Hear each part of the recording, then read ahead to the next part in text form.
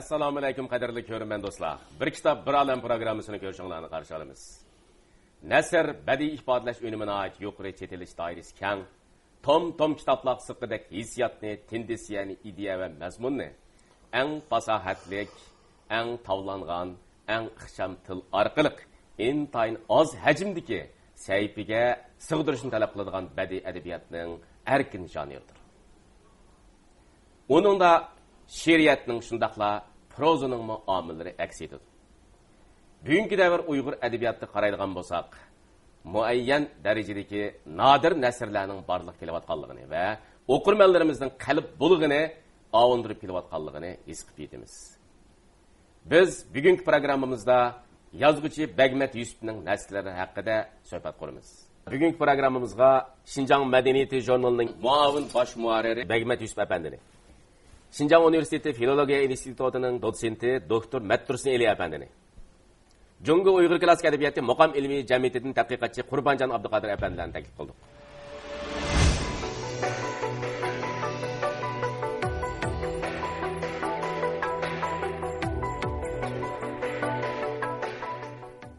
Hammamiz bilamiz, endi nasr Uyg'ur adabiyotidagi bir ojiz bir halqa. Lekin bu ojiz halqani bizningki bir turkum nasr ijodiyatchilari o'zininki nodir nasrlaridan beytib chandurmay kelyapti endi. Bagmatgan buningki tipik misoli.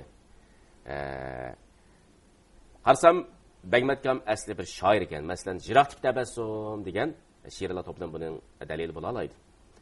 Bagmatgan mushu nuqtadan chiqib so'rab baqsam, siz asli bir shoir edingiz. Endi kin mushu nasr ijodiyatida izchil shug'ullanishingizga sabab bo'lgan bir omil bormi?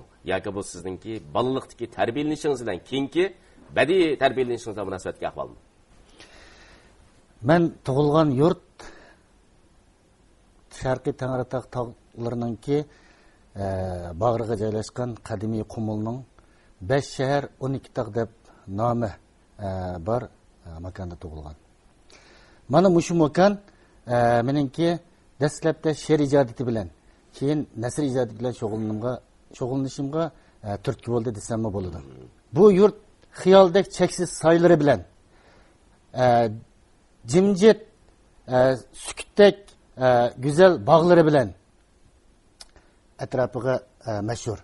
Mushu yurtning bog'lari, tog'lari va soylari menga zo'r o'ylanish, ajablanish hissiyotlarini ato qilgan.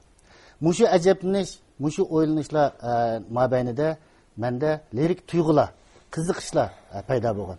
Shuning bilan men keyingi kunlarda she'r bilan shug'ullandim, nasr bilan shug'ullandim. Demak, mushu she'r bilan, nasr bilan shug'ullanish davomida menda lirik bir tuyg'uning natijasida asta nasr ijodiyatiga yurish qilishdan iborat shunday yangicha bir ijodiyat shakli vujudga keldi. Men dastlabda she'r bilan shug'ullanish davomida nurg'un she'rlarni yozdim. Bu she'rlarim 94-yili Xinjiang xalq nashriyati tarafidan Yiroqdek tabassum nomli she'rlar to'plami bo'lib nashr qilindi. Keyin men Xinjiang Neft Ma'rif institutida, ya'ni Qarmayda o'qituvchi bo'lib yurgan mazgillarimda az-to'la nasr bilan shug'ullandim, she'r bilan shug'ullandim. Bu nasrlarim shu mazgillarda matbuotlarda e'lon qilinishga boshladi. Ammo hozir qadar 500 pojidek nasr yozibman. Bunda sanab baxsam 500 pojidek nasr yozibman. Buning ichidan 300 pojidagi 4 to'plam bo'lib nashr qilinibdi. Yana bir turkum nasrlarimni yaqinchida yana bir nashriyat o'rniga nashrga berdim. Undaqda Mattursin Mallining ishida sizdan so'rab baqsam, Bagmat Yusuf apandininki Nadam Muxlislar nomli nasrlar to'plami 2008-yilda Qassalliq millatlar adabiyoti bo'yicha taqdirlangan Tulpar adabiyot mukofotiga erishgan ekan. Albatta bu mukofotga noil bo'lgan asarninki badiiy qatlamlarini, muvaffaqiyatlarini ancha-muncha bir tahlil qilib o'tmasak bo'lmaydi. Shunday bo'lganda bu to'plamdagi nasrlarning muvaffaqiyati qaysi taraflarning ko'zimizga tashlandi? Bu nasrlar to'plamining shu mukofotga erishishi sababsiz emas. Ayni chog'da munosabatlik mutaxassislar bu nasrlar to'plamini Uyg'ur nasrchiligida o'tgan asrning 80-yillardan keyin shakllangan nasrchilik andizisini buzib tashlab, yangicha yo'l tuta olgan deb qarab, mushu mukofotga tavsiya qilgan. Darvaqa biz bu nasrlar to'plamini o'qiganimizda avtorning izdinish ro'yini ko'ralaymiz. Oldi bilan avtor bu nasrlar to'plamida ilgirki nasrchilik andizisini buzib tashlab, o'zining izdinish ro'yini dastlabki qadamda namoyon qilgan. Bu to'plamning mazmun va ifodalash usullarida gavdalanib turibdi. Mazmun jihatdan olib aytganda, bu to'plamda avtor Uyg'ur jamiyatininki ayni chog'dagi realligiga bevosita yuzlanib, nurg'un ijtimoiy masalalarni, shundaqla axloqiy masalalarni yozuvchiga xos nazarda kuzatib,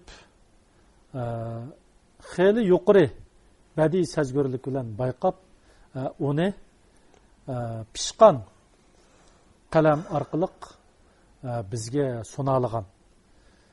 Onundan boshqa bu nasrlarda avtor unda qilib zo'r qilib qoladigan, bo'g'ilib qoladigan, ramkalarga mahkum bo'lib qoladigan bundaq ishlar yo'q deyarlik. Til jihatdami bu to'plamdagi nasrlarda avtor bizning ilgirki nasrchiligimizdagi dabdabilik til ishiltish yoki bo'lmasa bu dabdabilik til shundoq yuqorichakka chiqqanda so'z o'yiniga aylanib ketish dek mandaq bir ehtimolliklardan onglik olda hazar aylab, oddiy til orqali, ommabop til orqali o'zininki mudda maqsadlarini o'qirmanlarga yiqishliq usulda, tetimliq ravishda yetkazib beradigan. Albatta, nasr haqida gaplangan vaqtimizning o'zida Uyg'ur adabiyotida bir qancha peshqadam adiblarimizdan boshqa damal esimizga Bagmat Yusuf Efendi keladi. Qurbonjon, undaqda Bagmat Yusuf Efendining Uyg'ur adabiyotidagi mushu nasr janriga nisbatan tutilgan o'rni, uningdan keyin Bagmat Yusuf Efendining nasrlarininki o'qirmanlarimizningki suyib o'qishiga sazovor bo'lishidagi taraflarni biz qaysi nuqtalardan sharaylab baqsaq bo'ladi? Hozirgi va bugungi zamon Uyg'ur adabiyotiga nisbatan aytganda, nasrchilikning taraqqiyot nuqtasidan qaraganimizda nasrchilik nisbatan ojizalqqa. Bagmat akamizning shu nasrlariga nazarimizni og'dirganimizda uning nasrlari nuqul hissiyot yoki she'riy tilning quliga aylanib qolishdan saqlangan. Bu jihatda uningki utuqlarini muayyanlashtirsak bo'ladi.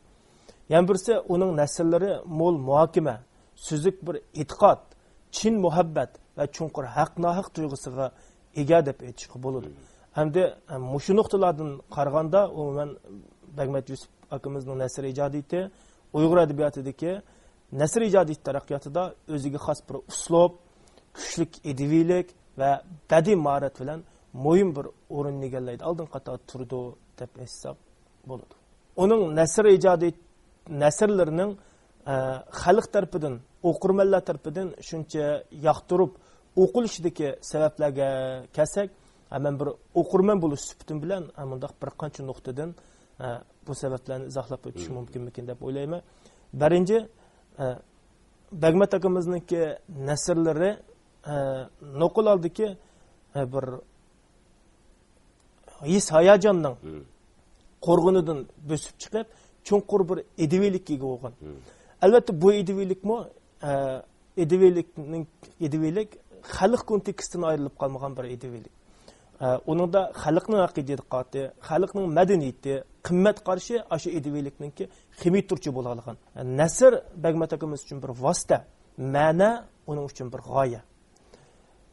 Uning nasrlari demak xalqning g'oyasi, muhabbati, qimmat qarashi bilan kontekst birdegligi bo'lgan bu xil edaviyligi, shundaqla til, bayon uslubi va yoki xosligi jihatdagi utuqlari bilan keng o'qirmanlarningki yoqtirib o'qishiga sazovor.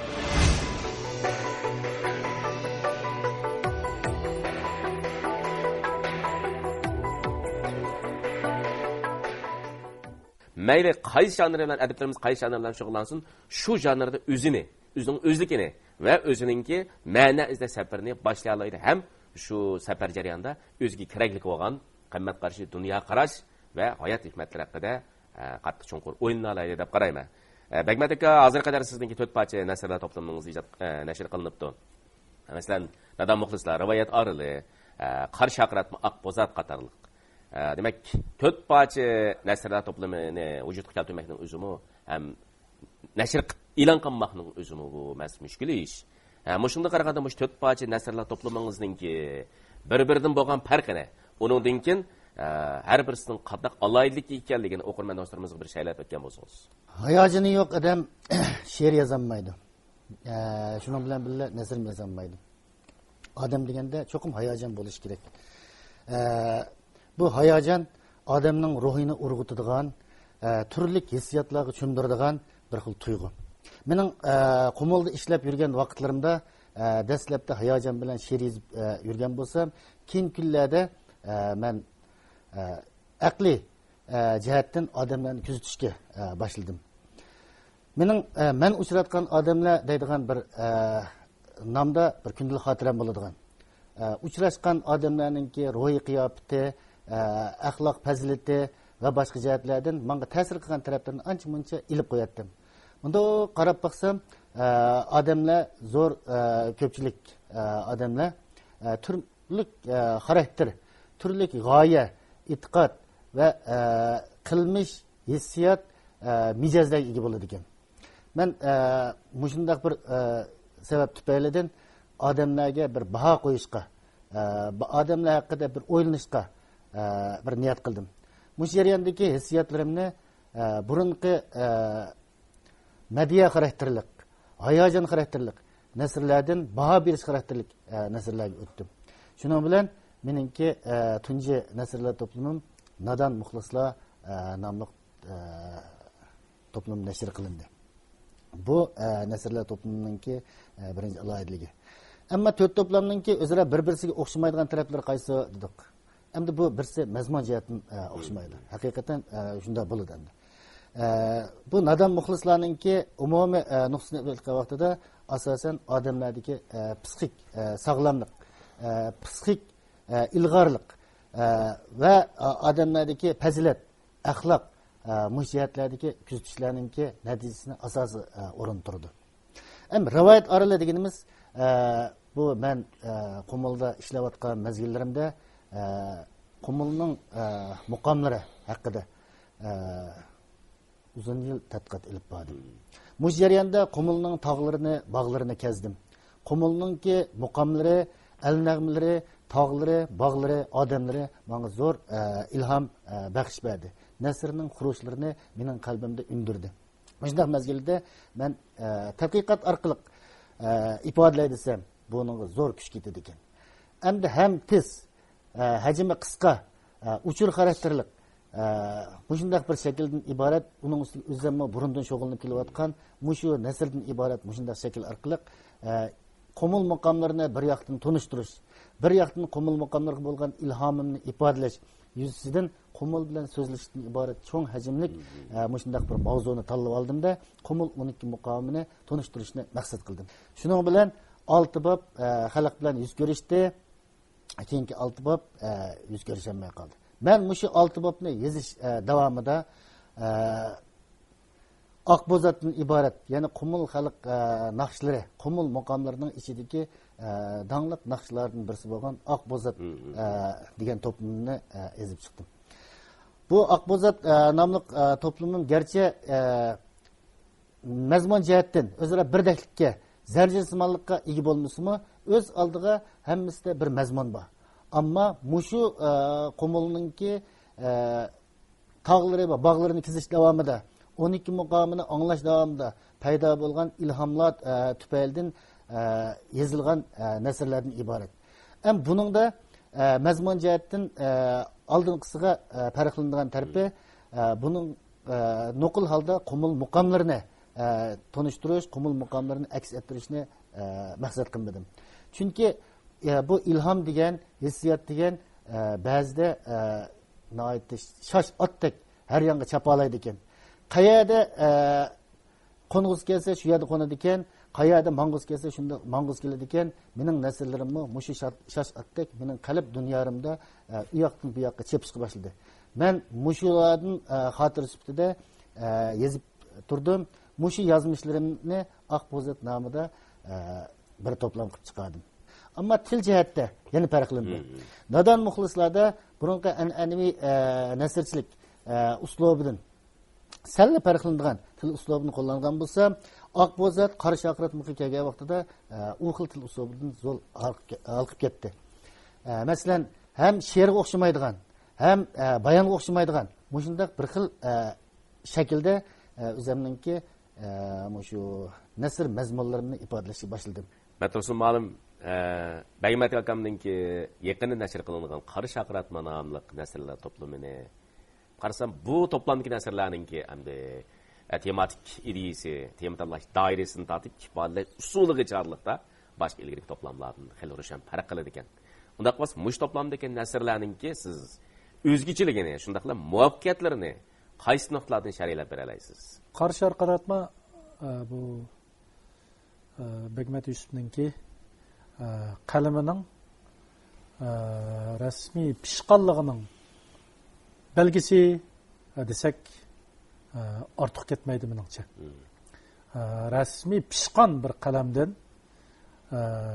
chiqqan pishqan badiiy mahoratning mahsuli bo'lgan shundaq bir to'plam yoki shundaq nasrlardan tuzilgan bir to'plam desak to'g'ri bo'ladi ekan. Bu to'plamda avtor endi shu nasrninki tema tanlash doirasining keng bo'lishidan iborat. Afzalligidan nihoyat muvaffaq foydalangan. Bu nasrlar to'plamidagi eng cho'ng bir aloyidlik meningcha falsafiy cho'nqurlik. Biz bu to'plamga qaraydigan bo'lsak, avtor bu to'plamda turmushni atrofdagi ish voqealarni yuzaki kuzatishdan halqib ish voqealarni texmi cho'nqur kuzatish ko'zlanganligini, mohiyatni yezishga, mohiyatlik narsalarni qizishga jiqroq ahamiyat berganligini bayqaymiz. Bu to'plamda endi falsafiy ma'niga boy, muayyan falsafiy cho'nqurlikqa yetgan nasrlar texmi jiqkan, texmi ko'p salmoqni egallaydi ekan. Shunga shu falsafiy cho'nqurlikqa yuzlanishni Bagmat Yusufning bu to'plamidagi bir o'zgachilik ham Bagmat Yusufning cho'ng bir qitimliq sakrishi deb qarashga bo'ladi. Uningdan boshqa endi bu nasrlar to'plamining tili texmi tavlangan, texmi pishirilgan, pishqan, tavlangan, hissiyotliq, obrazliq til orqali o'zininki ma'naviyat qatlamining texmi tren taraflarini ifodalab berishga kirishgan.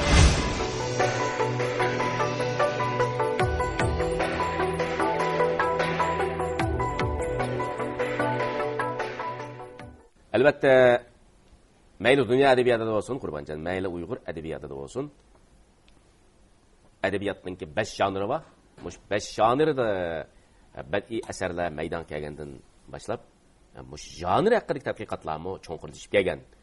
Bu hozir dunyo adabiyotida taraqqiy qilib berib bo'ldi. Mush nasr bo'lsin, mayli adabiyotninki she'riyat bo'lsin, mayli dramaturgiya janrlari bo'lsin, mush nasr tadqiqoti, janr tadqiqoti masalasi berib bo'ldi endi.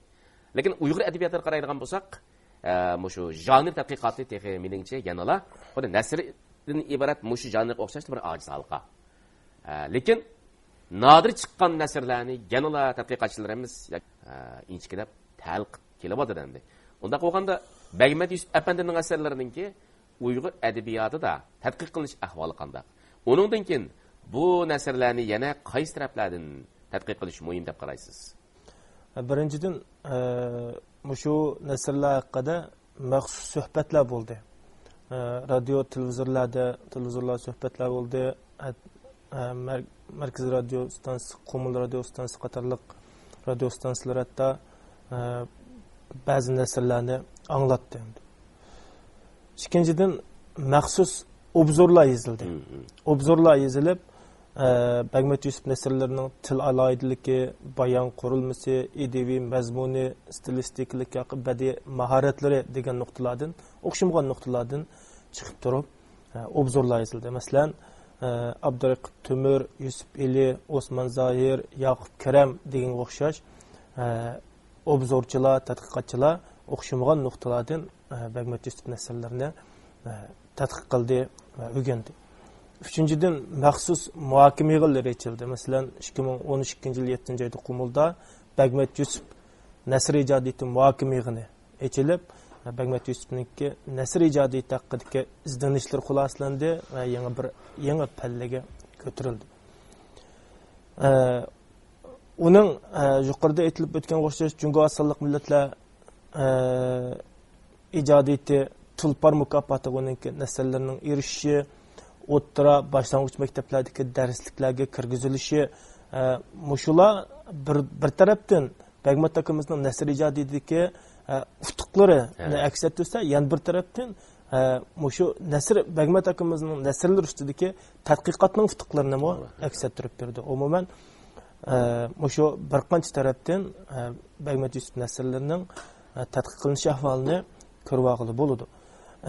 Endi bundan keyingi tadqiqot bo'shliqlari, ya'ni Bagmat Yusuf akamizning nasrlari ustidagi qaysi nuqtalardan yana tadqiq qilish kerak deganda, buningga mening bir qancha fikrlarimni o'tirib qo'yib bersam bo'ldi. Birinchidan til uslubi, ya'ni shu nasrdagi she'riy til bilan nasriy bayon tilininki berkishida yuqori bir palla bor deb aytsak bo'ladi. Mush nuqtadan tadqiq qilish yana bir bo'shliq. Yana birisi tematik ideya nuqtasidan tadqiq qilish muhim deb qarayman. Nazariy nuqtadan tadqiq qilish va shu ilm tarmoqlariningki nazariy va asosini ko'rsatib o'tishmi nihoyatda ojiz bir tema. Mana shu nuqtalardan Bagmat akamning nasrlariga yondashib turib, nasr janri haqida, nasr janrining tub omili, nasr janrininki asoslari haqida va boshqa janrlardan farqlari haqidagi mush nuqtalarda Bagmat akamninki nasrlarga yondashish muhimligi deb qarayman. Rahmat. Qurbanjon Matrusum olim ishkinglardan yana so'rab baqsam, sizlar shu Bagmat Yusuf apandininki mush nasr ijodidan chiqish qilgan ahvol asida Bagmat Yusuf akamga shundaqla uning o'qirmanlariga nisbatan qanday tavsiya, taklif beringlar. Buningdan keyin ana shu til jihatda texmi yuqori pallaga, til ishiltish jihatda texmi yuqori pallaga ko'tarilishini, texmi tavlangan tillar orqali, texmi cho'nqur hayot hikmatlarini, texmi cho'nqur falsafiy ma'nolarni ifodalashini umid qilaman. Bagmat akamning hozirgacha biz ko'rgan nasrlar nuqtasidan chiqib taklifim material manbasi, tema doirasi qatorliq taraflarda Qumul tog'laridan sal halqib nasrlarninki tema va boshqa jihatdan sal bir texmi kenglikka, texmi bir yuqori pallaga qarab taraqqiy qilishini umid qilaman va taklif beraman. Albatta bir nasrni o'qib huzurlanish bilan birga boshqalar o'qigan nadir nasrlarni anglab huzurlanishning o'zimi bu nihoyatda yuqori iste'dod qiymat yaratadigan nihoyatda huzurli bir ishchi. Tavandamda Bagmat akamninki nadir nasrlardan birini o'qirman do'stlarimizninki huzuriga sunsak qanday qaraysizlar? Bo'ladi. Yaxshi gap. Qani marhamat. Non haqida o'ylanimanda yuragim titrab ketadi. Non bilan hayotliq bir gavlashgan ruhimda ochliqning xosiyatiga opirin o'qiyman. Atam menga nonni tunutgan. Anam bana nan bilen coşkulluk ata kılgan. Nanğı bolgan ixlasım şuna atılık, anılık tariximgi yezilgan. Şuna mı ata anılık mehri, nan kadir bilen yürükümnün her bir tal kıldam tomur bilen çembercaz bağlanıp ketken. Yürüküm güpüldep soqqanken, onundan men mevcutluk naqşısını yağırta alayım. Men kögen. Sakratdagi odamning ochliq azobida yo'lqinib turib, hayotlikka intilishlarini men ko'rgan. O'shsiz yotgan odamning oqtamdek ichirqashlarga ashu sharbat non suyining tentilgandagi lappidi ko'z qarashtirdi. Pichirlashtirdi. Huzur bilan tabassum qilishtirdi. Men ko'rgan. Nonning quvvati bilan holsizlangan hujayralarning qayta jonlanib tan va ruhga terallik beg'ishlashtirdi. Nan səfərdaşlarının dostluq körüyü.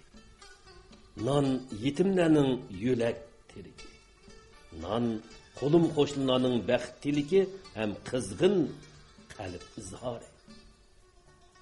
Nan ixlas məllə həm diyanətli kişilərin işənç bəlgisi. Nan qəlbdaş aşıq məşqlarının məngülük həsənnamisi tutilgən ömürlük pütüknamisi. Nan mening emgek, ter mehnat ve halal dunyarimda parlagan quyosh. Ko'z oldimda o'zimga yaramliq yashayotganligimning vijdon tarazisi. Uning har bir uvoqlaridimi udumlarim, örpü odatlarim, ajdodlarim yaratgan kashfiyot talqinlari, odamiylik burchum chaqnab turadi. Men nonni suyman. Chunki u men bo'lgandiki barliqim. U mening hayotlik osmonimdagi quyosh, yulduzim. U mening yashash zaminimdagi suv, havo, tuproqim. Navoda programmamizni tor adresi orqali bevos ko'makchi bo'lsanglar, Xuyi torga marhamat qilinglar. Sizlar bu tor adresi orqali kanalimizning boshqa programmalarini bevosita ko'ra olasizlar. Bugungi programmamiz mishiyat oxirlashdi. Xayr, xo'sh, salomat bo'linglar.